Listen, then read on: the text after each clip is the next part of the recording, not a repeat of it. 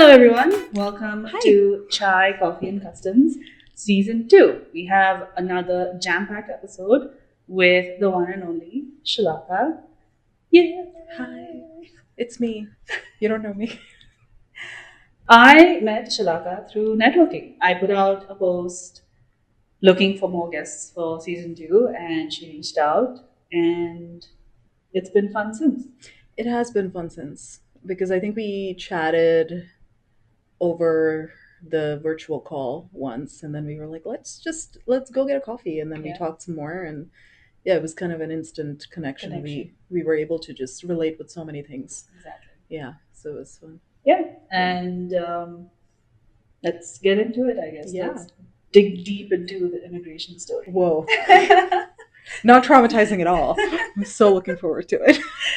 Me too. Yeah. I do know a bit about it, but Mhm. I'm interested to get to know a little more details. So I guess I'll start with, walk us through your immigration journey to Canada. Oh my gosh, where do I start? I mean, it's very difficult just in general when you're immigrating to a new country because there are so many emotional barriers that you have to get over. There's so many financial barriers that you have to get over. And I moved here at a time when we didn't have access to as many resources as we do now. But the process was also different then. I wouldn't call it easier, but it was different then because I moved in 2013. So my process started around 2011. I was really thinking about where I wanted to go and what I wanted to study, and it just took me a little time to figure out what worked and what didn't. And I think the biggest hurdle that I had to deal with at the time was the fact that I didn't have a lot of access to information online because the internet was fairly young at the time. So it was quite difficult to find the resources that I would need to start the process. And I just reached out to a few people who had done it before, and there weren't that many. And it was a little difficult to just get the process started. And then I came in with a student visa, and then I got my work visa, and then I got my PR, and now I'm a citizen. So it was a long, arduous I know process. that's what, 12 years? For me, it took a little over 10. From student visa to Yeah, from student visa to citizenship, and I knew that I wanted to settle here, so it was definitely a goal of mine when I left. I knew that that was what I was moving towards. It just took, I think, longer because of I didn't have the same kind of access and support system that some people come in with, and that's not, I'm not saying that some people have it better than me, but I do think that we have reached a point in the immigration process now where some things are harder, Yeah, but then there are other things that are easier, 100%. So I do think that I learned by trial and error a lot in the early days, and I was grateful to reach out to the right consultants, and I reached out to a immigration lawyer, and I went through a few. It was like, it's like a maze. Yeah. So you go in and it's like, okay, that's a dead end, okay, we're gonna go here. Oh, okay, that's not working, okay, we're gonna go there, and then finally you find out what works. And at the time, I think it took a few years, and it definitely was an interesting journey. It was not easy, but I do think it was quite interesting to just go through that and realize just how hard it is to come to a new country and settle in. Oh, yeah. Because you hear people talk about moving, right? And I don't think that people recognize just how much goes into that. And I think once you get into an immigration situation where you have to go through the system to follow almost these, it's kind of like a video game. You're just going through levels to get to the final one. It does feel quite daunting when you're going through it, but then when you're through it, the payoff is definitely worth it, I think. Very long journey for sure. I don't think I ever asked you why Canada. What's funny is I ask myself the same question a lot because initially I was going to go to Atlanta. Oh, wow. Which is the wildest thing. When I was younger, I was just like, I don't know whether I want to go there. Now I'm just, especially this year, I just remembered that randomly. I Yeah. think I remembered it sometime last year, and then it came back around this year, and I remember going, "Oh my god!"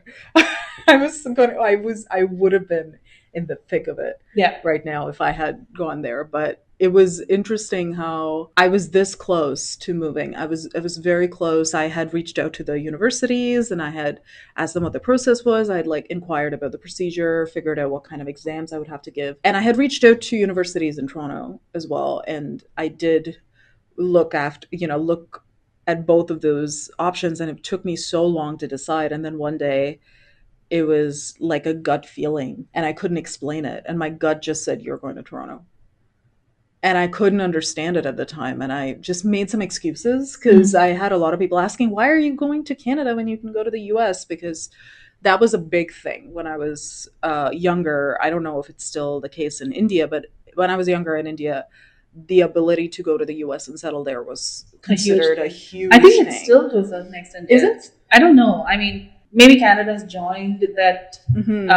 what do you say, that group to be Mm-hmm. like, oh my God, you're going to Canada. Mm-hmm. But I feel like, I feel like US and the UK are the ones that people oh always yeah, really talk about, and they're the hardest to, that they have the hardest immigration system. And it was, worse. It's worse now, I think, oh than it yeah, was back then yeah. too. So I remember a lot of folks asking me and I could not explain it, so I just gave them some excuse.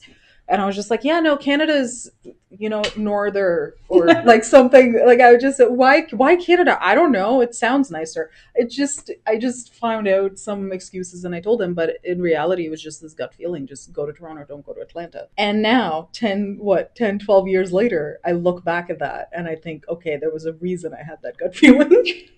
It's good. I mean, sometimes it's like when there's that superstition, and I don't know if this is like an Indian thing or Mm-hmm. a global thing. When, like, for example, you leave the house and then Mm-hmm. you've left your wallet at home, Yeah. and then you like, oh no, I have to go back, and then they ask you to sit down and drink water. Like when you leave the house and then you come back, you have to sit for a second and then drink water or do Oh something and then go yeah, back, and it's yeah. like, why? But then You linger for a minute. You're yeah, never supposed to go in, take, and run. yeah, If you have the gut feeling to go back, there's a reason there's a for it. reason for So it. linger. Yeah, Yeah. No, I feel that too because I've had a lot of instances where I've wondered if my gut was, you know, trying to tell me something that was more than just take a moment. yeah, And most often than not, it is something like that. It is most often than not, you'll find out ages later that there was a reason why you dawdled yeah. at that time, or there was a reason why you thought something wasn't working or the other. And that's, I've had a lot of firsthand experiences around that. Can I go on a side note for Yeah. a sec? Okay, this is not necessarily immigration related, but to hit on that note, in 2006, when there were the bomb blasts in the local trains in Mumbai, my mother was supposed to go to work that day, and she never missed work. She had a very, very solid work ethic. And that was the only morning I saw her, because anytime I woke up, she was already gone to work. And I woke up and she was just around. And I remember asking, "Why are you home? Aren't you supposed to go to work?" It was in the middle of the week, I think. And she just went, "I don't know. I just feel like not going today." And I Oh went, "I've wow. never seen you do that. I've never seen you just take a day off from work. You're always the type of person who says, 'No, I'll go. I don't know. I don't want to just stay at home for this.'" Yeah. And within 5 minutes of us talking, less than 5 minutes, we saw the news. Oh wow. And it was on the train she was supposed to be on, That's in the crazy. compartment next to the one she always got on. That is so It crazy. was wild because when we found out, the moment they explained which compartment it was, she was like, "That would have been right next to mine." Wow. And I recall hearing about that, and I have never forgotten that story because, That wow. That's a crazy gut right, feeling. it was just a no, I just didn't feel like going, so I just stayed. And yeah, she ended up not getting into that exact train. Wow. So That it's is crazy. great side. Speaking of gut feeling, so I don't take that lightly. If your gut tells you to do something, you should do it. 100%. Yeah. So you moved alone. Hmm. Did you have any family here that you could kind of rely on, or were you navigating things alone? I navigated pretty much most of my immigration alone. I didn't have family. I had some family friends that I could reach out to in the early days, but it's interesting because I think when I first decided to move, I think that's part of the reason why it was so interesting that my gut kept telling me to come to Toronto, because I have some family in the US. So if I had gone to the US, I probably would have had more support. Okay.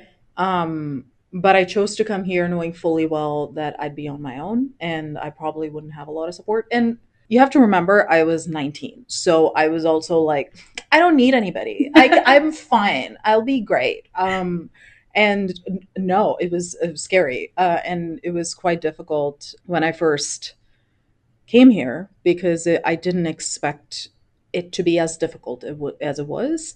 I first landed and I stayed with a friend and their family for a little bit, and then I moved to another family friend, and my cousin who lives in Virginia made her way up here, but she was struggling to get time off work. So I, for the first month or so, was just kind of moving from place to place.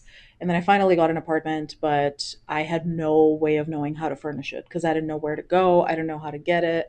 And I lived in the middle of nowhere, so I didn't have access to transport. So I was pretty paralyzed in the first little while. And thanks to my cousin who made her way up here, she was able to help me figure things out a lot quicker.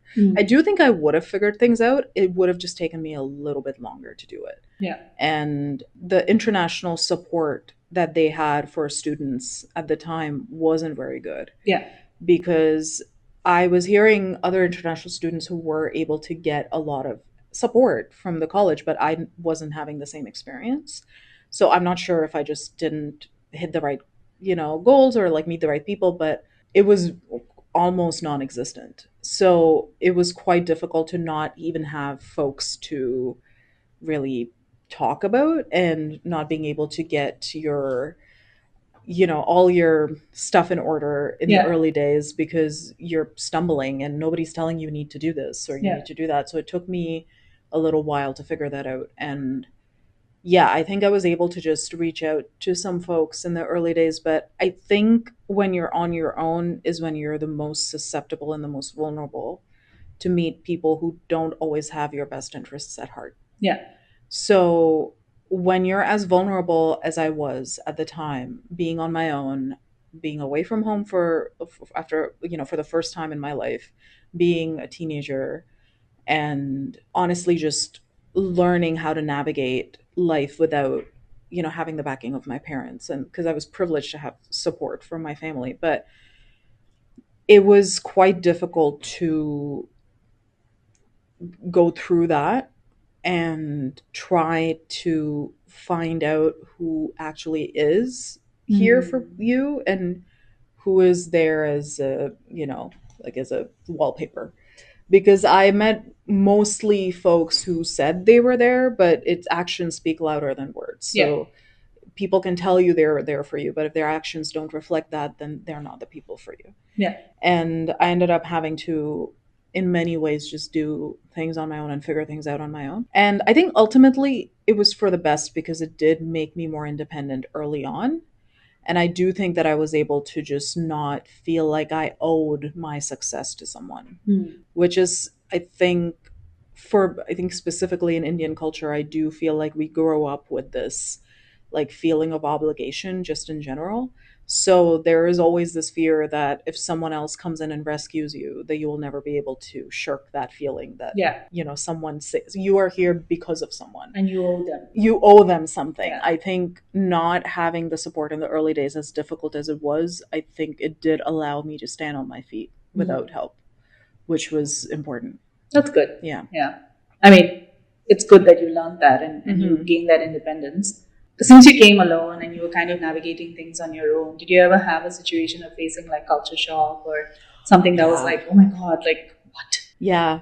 Yeah. I had my first culture shock moments hours after I landed because I was staying with a family who weren't necessarily aware of the cultural aspects of my culture. And they were being nice, And it was hard to explain to them, food restrictions and what kind of food I can and cannot eat, and not being able to just change how you eat overnight. Yeah. um that was rough, because I think the first that was my it's and I'm not even surprised that that was my first cultural shock, because I think for a lot of us, for a lot of Indian folks, the food is the first thing that hits you, True. because it's obviously it's colder. And the biggest thing I remember, the first thing I remember after landing in Canada, is how big the sky is.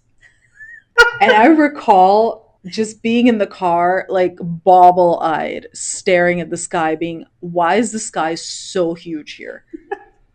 Because it was just different. It just felt different because it's plainer, right? Because Yeah. in India, we have, at least where I grew up, we have a lot of plateaus. And I just remember thinking, it's massive. I don't understand. And that was a good moment. And then a few hours later, I touched Canadian food, and it wasn't even really Canadian food. It was the person who had cooked their, cultural food. And I remember the second I touched it, it was just the shock of, you're not home Yeah. anymore. This is just, you just live here. You're gonna have to just eat this. And I hadn't eaten in like a day, because the airline food was, I'm sorry to do this to your audience, this abomination called mango pickle, which was just slices of mango with, I believe, slices of pickle. You're joking. No, but I got it. I was like, oh, thank God they have Indian food. And it was that with, I don't remember what the other thing, I can't even remember what the other thing was. Wow. This was so traumatizing for me.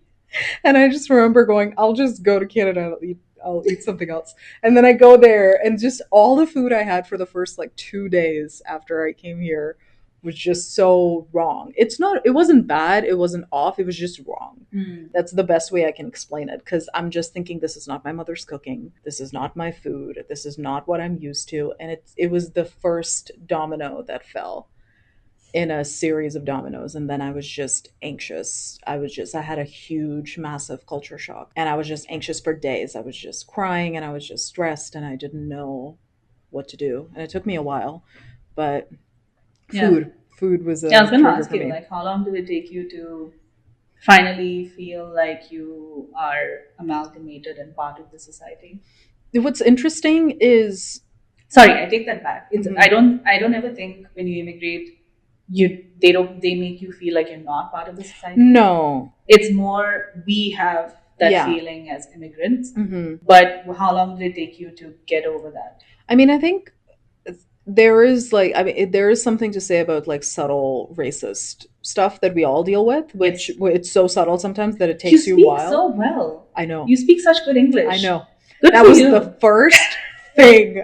I'm telling you, you hit the note. That was literally what I heard for the first 3 years when I came here. Just, oh my God, you speak so well for an Indian woman. And it's like, thank you. A random lady at Tim Hortons. Because we don't speak English. Yeah, in India. because we never spoke English. We were never colonized. We never had any brushes with people who spoke in English before. Like, we've never had What's that? we don't have any trauma around that. So yeah, it was quite difficult. And it's one of those things where years later you're like, oh, that was racist, you just, Because when you come first, you're like, I do speak good you're like, English. you're right, random lady at Tim Hortons who stopped me from getting my drink to tell me this. At this one time, I'm sorry, I'm going off track. This one time, I was drawing in Tim Hortons, this woman made me take off my headphones to say something to me. And I thought, oh, like I'm in the way, or maybe she left something at my table. And I took my headphones off, and she just went, Indian women are the most beautiful women in the whole world. And I could not understand why. I was so shocked. And she walked away. Before I could ask her what was going on, she just left. But See, in there, I'm not defending them, but maybe I am. They mean well. Like They whoever say They these do. things to you, they Yeah. mean well. They themselves don't know that it's some form of Yeah. racism.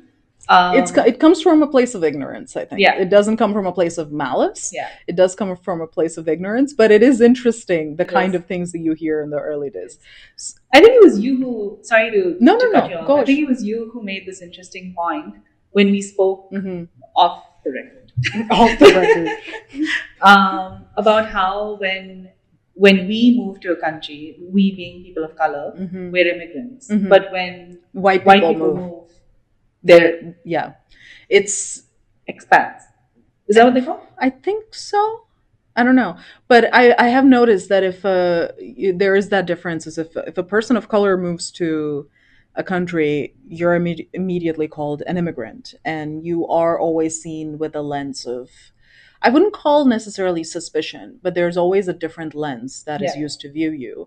But if a white person from Europe or the UK or Eastern Europe or anywhere, I would say, moves to the West or moves to one of these countries, I do think that they're seen in a better light because they have accents that people always find are very attractive, or and they come from a country where, for example, if someone comes in from Scotland, it's different because Scottish accent is, people really love it, yeah, and there's a lot of positive connotations of that accent or those folks or that culture in the media that we consume on a daily basis. So it's different when you're coming from a culture like that, and you're coming from a culture where people have an immediate association, because most people don't think super deeply about these things. yeah, Most people are going to go, if they hear a Scottish accent, they're going to go, oh, this reminds me of Outlander. It's not the same as someone hearing an Indian accent, and the first thing a person's going to think about is Apu from Simpsons. Let's be honest. And then you have a few others, a few other sprinkling of characters, not many in the best light. yeah, And I love Apu because he's hilarious. But what I'm trying to say is Indian people don't always have the positive connotation that we're looking for, or people of color in general, especially if you're, I think, Muslim too. I think yeah, I'm not, but I know that Muslim people deal with a whole other kind of barrier that they yeah, have to go over, because people will look at you like you're the other. yeah. You don't belong there. And I do think that it's not as bad in Canada as it is in maybe the US and the UK, but it is still there. It's more subtle, and it's harder to find it. Yeah. But if you are a person of color, you'll find it. And I have noticed that if you talk to white people who've immigrated, most often than not, they have really great stories. They will always have stories of, oh, I made friends very easily, or I was able to meet people very quickly, and I have a support system. And that's not the case for everyone, but it is different because it's not the same for us when we come in, because I feel like it's a different way of going about finding our people. But do you also think that's because we tend to gravitate more towards our community? I think so. I think in some ways it is, but I wasn't particularly looking for that, so it was a little shocking for me how difficult it was for me to like find my, and I do have a strong support system now, but I do think that that's part of it, is that I think from an Indian perspective, we're so collective Yeah. in the way we think, that we gravitate towards a herd. And I think And it's just yeah. it's from a place of comfort. It's not that Yeah. we don't like, hanging Yeah. out with. I mean, I wasn't like that for sure when I first moved. Mhm. I also kind of, and I still have a diverse group of friends, but Mhm.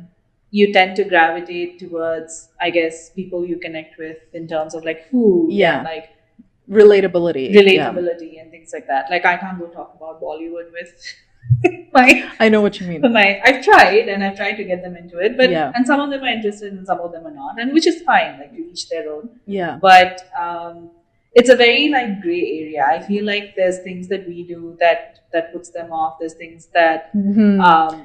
that they do that don't, maybe like we don't relate to, Yeah. and then you tend to gravitate towards your community a little bit more. Yeah. And then maybe that herd mentality comes with some sort of negativity that's perceived by them. I don't know. I do think that there's like positives and negatives to it, right? Yeah. Like I think positives in the sense that it does give you a sense of comfort, and it does make you feel like you're closer to home than you would be. Yeah. And but I do notice, and this is something that I've recognized earlier in my journey, is I do notice that there's almost this sense of not wanting to get out of your comfort zone sometimes, Yeah, because there's that, okay, well, but I'm safe here, I'm happy here. And when you're in a position where you feel like you need that collective to support you, you tend to excuse behaviors that maybe you wouldn't have excused if you were 100%. Yeah, more, because especially with the way we were raised, and for me specifically, and being a woman, you are always encouraged not to have boundaries.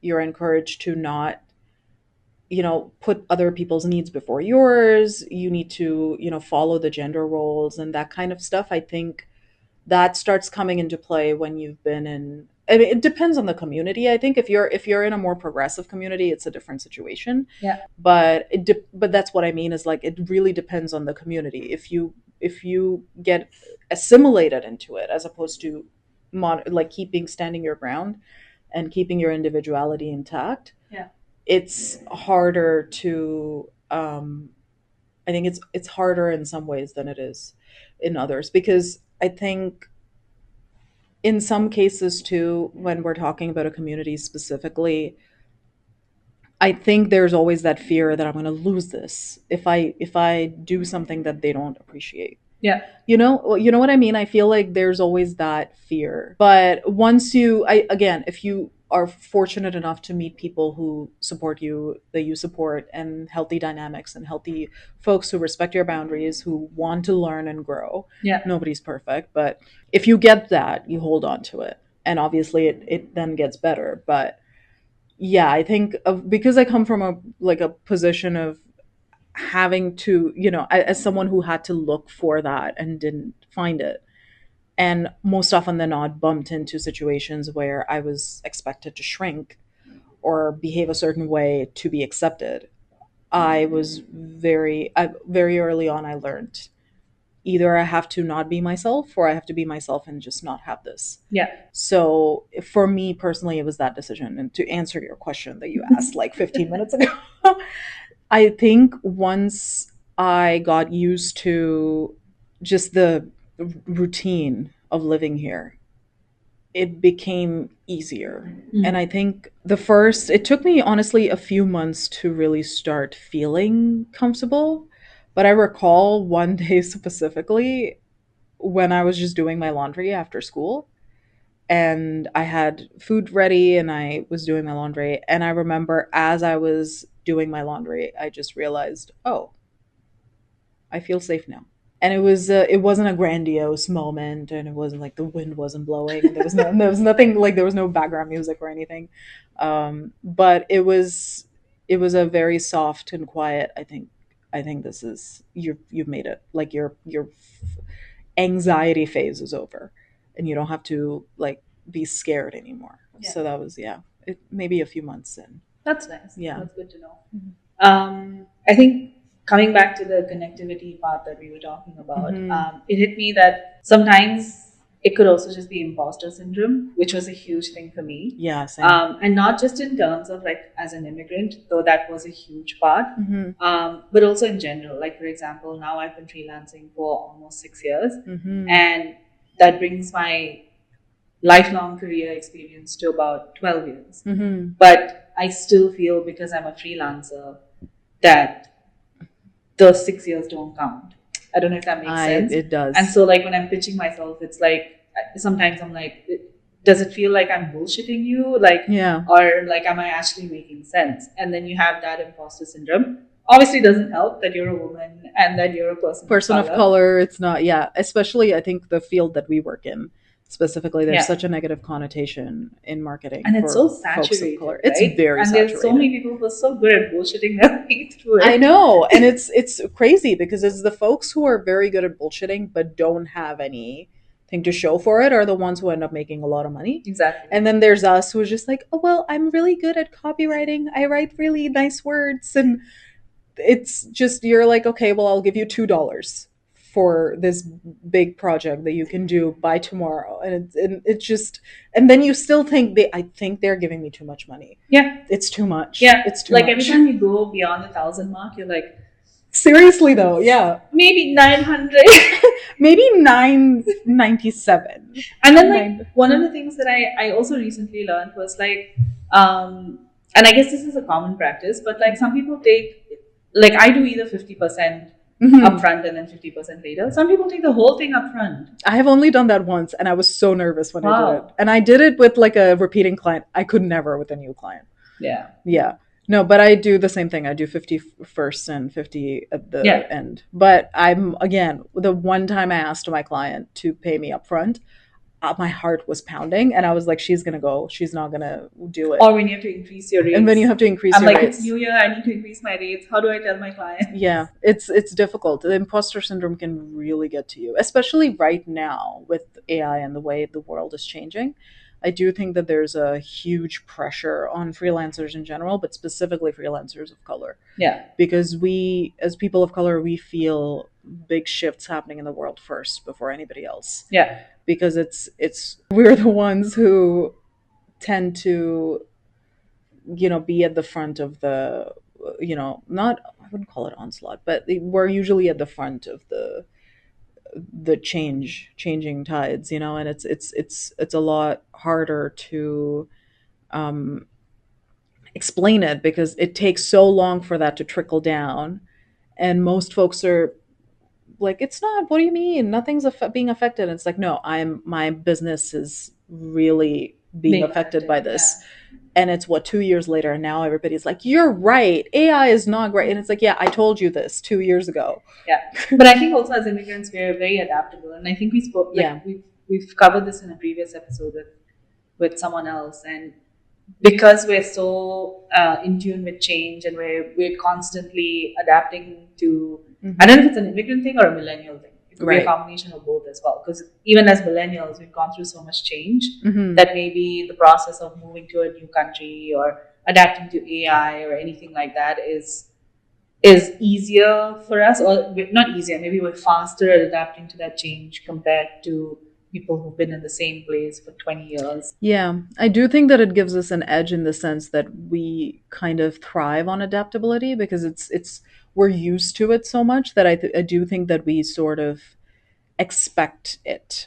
We just start to expect that it's going to happen. Yeah. And it's less about even being ready and more about, okay, well, what do we do next? Yeah. Because we've done that so much in our lives that it just becomes kind of a norm for you. Yeah. So yeah, in that sense, it is definitely easy. I wouldn't call it easier, but the adaptability definitely gives us an edge. Yeah. Yeah. I feel like as an immigrant or as a person of color in a different country, there's so many thoughts going on in your head constantly, and sometimes obviously like you're not thinking about them 24/7. Yeah, it's just Bollywood songs. I love it. It's just all the time. But what is your one, like a shower thought that keeps you up at night, kind of thought about immigration or immigrants that you just have not figured out or it's a nice thought as well, it doesn't matter. Interesting. Like I'll give you an example. For me, it's that it's difficult to explain family dynamics to people who grew up here or have been here for a really long time. So a great example is my parents, and everyone knows that my dad and mom are in India, and my mom's a stroke survivor, and my dad's taking care of her. And never ever have my parents put pressure on me or my sister to take care of them. But we feel this innate pressure responsibility to take care of them. And I don't know how to explain that to anyone from here, because they would just be like, oh, just put them in a home, or just pay someone to do it. And it's like, I mean, I'm happy to pay someone to do it, but I want them to be like, I either want to be close to them or they should be closer to me. It's not as easy as that. Or even like when growing up, if you have like, I think growing up is like when in your early adulthood, when you have issues with your siblings or your parents or your cousins or whoever, and like you try explaining that to someone, and it's like, oh, just set boundaries. Like just that's the funniest thing when people are like, why aren't you setting boundaries with your parents? And it's like, do you understand what Indian parents are like? I would like to have dinner that night. I mean, So that keeps me up at night, where I'm like, no, keeps you up at night, but Yeah. it's one of like my random thoughts. It's a good thought and a bad thought, I don't know, or a negative thought, but Yeah. like for me it's more just like one of those gray areas where I'm like, there's no solution to this, and it's Yeah. gonna be like this, like with this generation, and we can't Yeah. do anything And about I am joking. We weren't getting starved for setting boundaries, but yeah, I feel that. I it. feel Yeah. that. It's actually kind of interesting that you hit on that note because my thought is very similar to that. It's just this barrier of not being able to explain the inner workings of my life and how I can't just make a decision with just myself in mind. Even though I do think that I am kind of an individualistic, I've adapted more of an individualistic lifestyle. It's not normal for me. It doesn't, not normal. I mean, I think normal is not the right word for it, but it doesn't fit me as well as a collective lifestyle would. And I do think that I think I'm trying to move towards the center of it and try to pull the good parts of both. Yeah. But the biggest thing that I've realized, even after going to India, because I went to India for the first time in 2025. And well, when I say first time, in 5 years, I hadn't been back for a few years because of a bunch of things with COVID and everything. It took a while for me to find my way back. And I ended up going, and it was a big shock for me after Yeah. going back because I feel like over the 5 years, a lot of those feelings and fears and responsibilities, all of that had been numbed a little bit. It hadn't gone away, but it was numbed a little bit. And then I went back, and everybody was older, and everybody was 5 years older. A few people were gone. It was it was a shock to just come face to face with that and confront it, and then realize that, oh, okay, yeah, I can't just make decisions without thinking anymore. I can't just go do a thing anymore. You know what I mean? I Yeah. think because I mean, yeah, I haven't shared this yet. I lost my mom to a terminal illness in my mid 20s, which is part of the reason why my immigration process ended up being so difficult, is because I was also, facing that. And by me facing that, I mean I was, the inevitability of losing her and not being able to go back as often as I would like to. Because when you're on a visa, you have a lot more constraints than you would on a PR or, Yeah. as a citizen. So it was a lot harder, but I was fortunate enough that my uncle was there to look after her. And I had people here just going, "No, you have like they have people there. Why are you doing that?" And it's like, you don't understand. Yeah. If you loved your mom as much as I loved mine, because she was my rock, she was my best friend, she was my everything. My even coming to Canada, my whole goal was to bring her here. Yeah. And the idea that that was just going to be gone literally within 3 or 4 years of me coming here, that I was too young to face that. I was too young to understand, to wrap my arms around it. It was too big. And I remember being down there and not knowing who to talk to or feeling safe to talk to people, because I do think that at times like this, a lot of people expect girls, women, to just drop what they're doing and show up. And I was feeling that pressure, not only from others, but from myself as well. And it was very difficult to go through that. And obviously, I'm sure that there are people who will agree with that, and that's their ideology. I understand.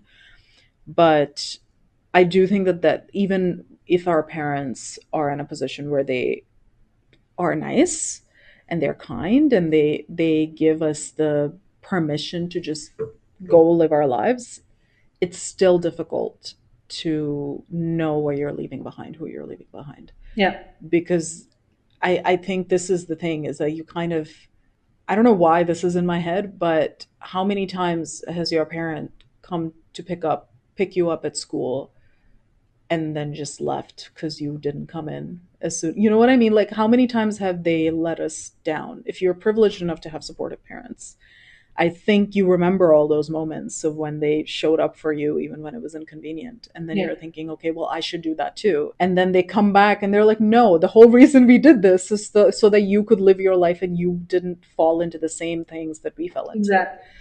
It's hard. It's really hard because you want to just be there to reciprocate. And it's not always the case you don't always have the bandwidth, and not in an emotional sense, but like when you have countries and like oceans and Financial barriers and and finances, timing and everything. Yeah. it's just hard. Yeah. And I think, to kind of add to that, what you were saying, I do think that the biggest issue for me right now is like being not being able to explain that I need to think about my my uncle, who's essentially my dad, who's, helped raise me.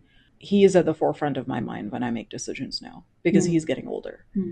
And I don't necessarily make decisions that are, prioritizing just him, but he is an essential part and a priority in my life when I'm making a decision. Yeah.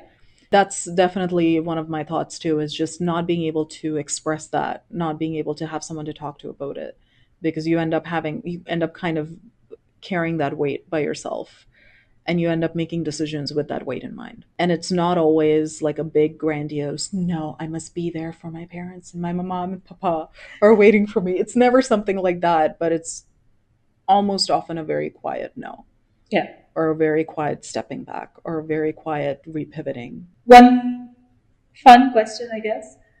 What would you tell your 19-year-old 19, self yeah. Oh my when she gosh. landed, like, in Canada? Like, what would you tell her, you yourself today? Oh my gosh. That is such a loaded question. I love how you're like, oh, it's fun. It's It's fun. like, The thing is, like, it depends on your perspective. Because whom did we ask? So we asked, I think, my husband, and he was like, invest in blah blah blah, and I was like, no.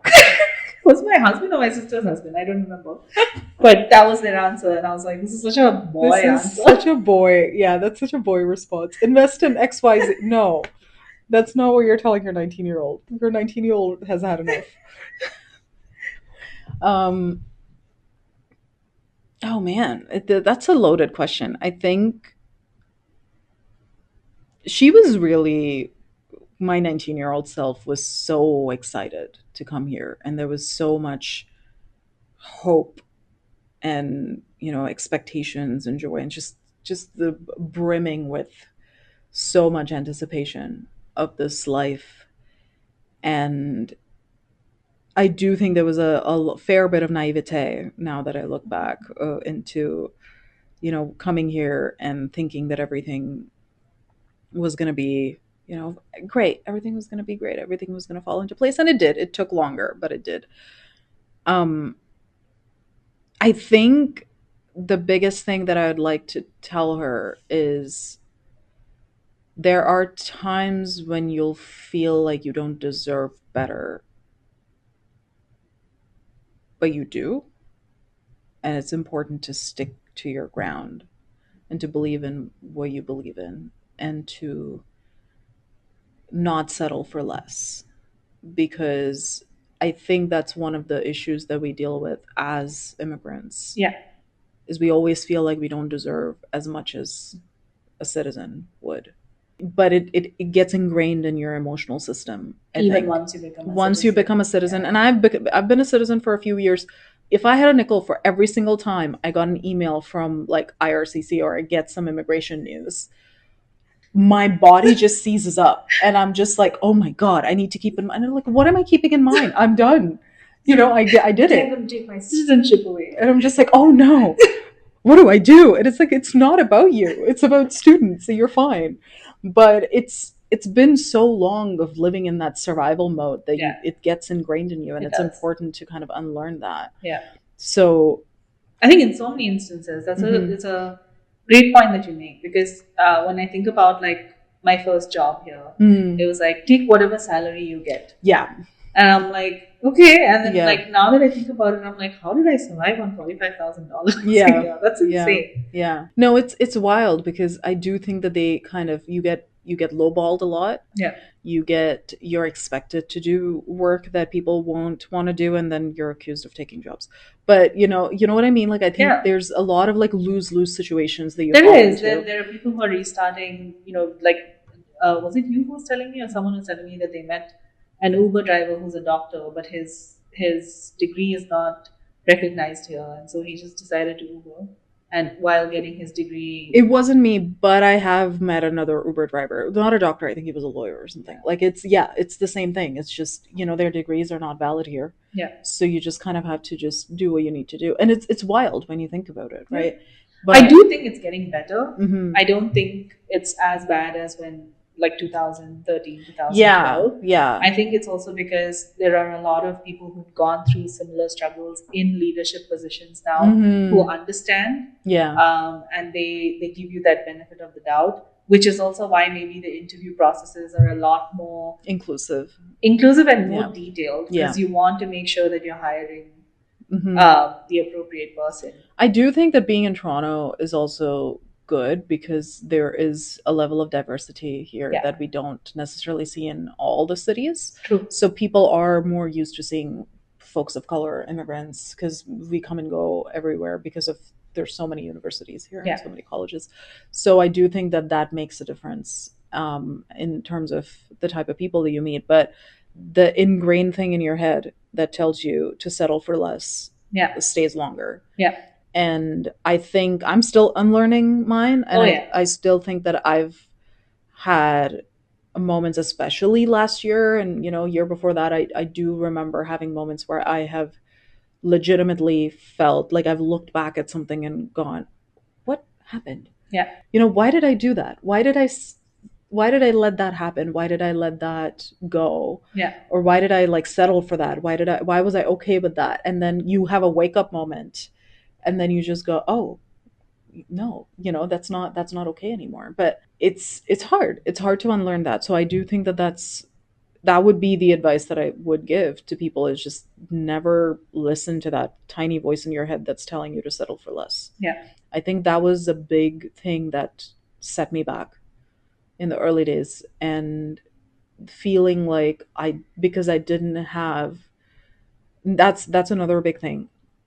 Because I didn't have a support system, I didn't have a community. I didn't know how to look for a community, so I didn't go mm, looking.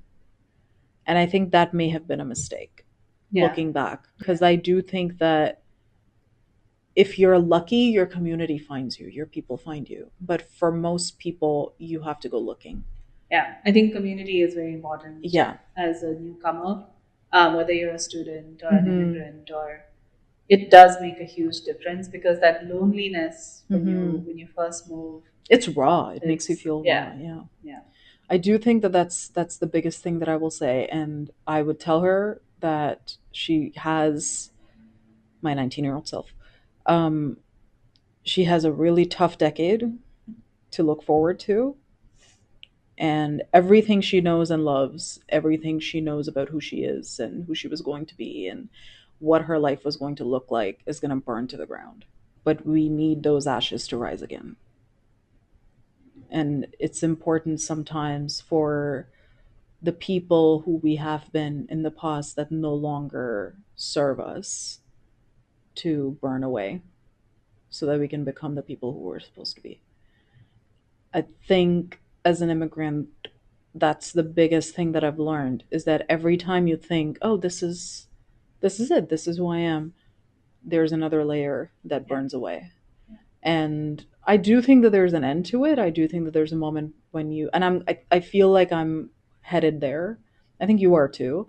You get to a place where you start feeling more grounded, you feel more rooted in who you are, and it starts to become more clear who, yeah, oh, okay, this is what I'm supposed to be. But being a woman of color, being brought up in an orthodox environment, you come with a lot of, I don't think people understand the amount of generational trauma and chains and cycles that we carry with us. yeah, And the number, if you choose to take that path, you are going to end up becoming the person who breaks the cycles for the future generations. yeah, And unfortunately, what that means is you do go through a lot of shifts and a lot of changes in your life.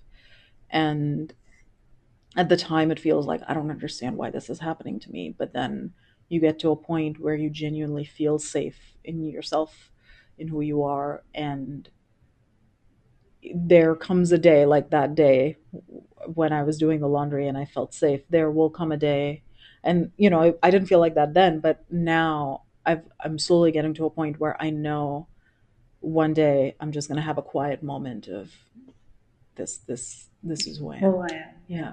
Well, on that note, thank you so much for taking the time to meet up and to shoot this episode. Yeah. I think it was, what's the word? It was a while in the making, Mm-hmm. and it was so much fun shooting Yeah. with you. I am very sure you'll be back for another episode. You think so? Maybe bald next time. Maybe. We'll see. We'll see how I'm feeling that day. Thanks so much for having me on, and thanks for giving me the space to share my story. I don't know if any of this makes any difference or helps in any I'm way. sure. But I mean, that's the unique thing about immigrants. We're a Mhm. group of immigrants, but all of our stories are so unique and so different. That is so true. You feel like everybody just is going to follow the same path, but we all go through different Yeah. challenges, and it's interesting. And there will always be one experience that's relatable to someone else. Mhm. And that is the goal of Chai, Coffee, and Customs. We Yeah. want to find people who are alone or feeling lonely and let them know that they're not alone. And there are people like you going through similar journeys or have gone through similar journeys. And you are more than welcome to reach out. We have an email address, we have an Instagram DM. And we met for coffee, like randomly. And Yeah. that's what it's about, right? And yeah. So on that note, I will end this episode. Thank you so much. Thank you. And thank you to the audience listening, watching. Thank you for tuning in. Be sure to subscribe to our YouTube channel and follow us on Instagram at Chai, Coffee, and Customs _ pod. And that's where we have all of the fun behind the scenes, and we have like random dancing reels and Are we gonna posts dance? that we do. No, not you Oh. and me. I mean, if you want to, we can. So yeah, thanks for tuning in. Bye.